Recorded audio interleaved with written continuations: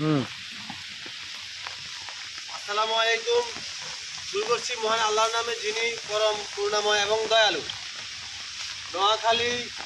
নোয়াখালীতে প্রচুর পরিমাণে বৃষ্টি হওয়ার কারণে বন্যা পরিস্থিতি তৈরি হয়েছে। আপনারা দেখতে পাচ্ছেন, এটা হচ্ছে আমার বাড়ির উঠান। উঠানের মধ্যে ঠিক কতটুকু পানি হয়েছে আপনারা দেখতে পাচ্ছেন। সম্ভবত আর একদিন রাত বৃষ্টি হলে সেই পানি এখানে চলে আসবে। গতকালকেও এখানে এতটুকু পরিমাণ পানি ছিল, কিন্তু সেটা আজকে কোথায় চলে আসছে দেখতে পাচ্ছি। এটা হলো আমাদের পুরো উঠান। উঠানের মধ্যে পুরো সাঁতার কাটতে আপনাদেরকে দেখাই। এই অংশটাতে আসলে এটা আরও বেশি গভীর হয়ে যাচ্ছে।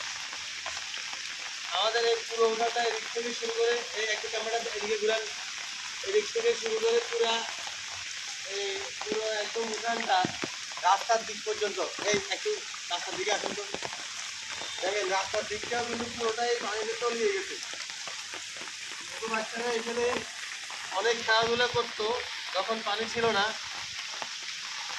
এখন কিন্তু সব কিছুই বন্ধ হয়ে গেছে। এই যে গাছগুলো পানিতে ডুবে গেছে, সবগুলো গাছ পানিতে ডুবে গেছে। এই মেইন রোড অনেক উঁচা করা হয়েছিল, যার কারণে মেইন রোডে এখনো পানি উঠে নাই। অর্থাৎ প্রধান যে সড়কটা, ওখানে এখনো পানি উঠে নাই।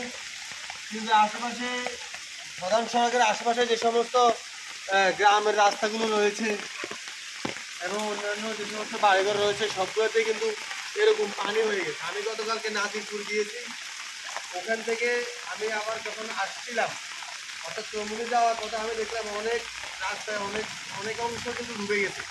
কোনো কোনো জায়গায় এই সামান্য পানি, আবার কোনো কোনো জায়গায় এরকম মানে আরও বেশি। এখানে যতটুকু আছে তার থেকেও বেশি পানি কিন্তু আমরা দেখতে পাচ্ছি।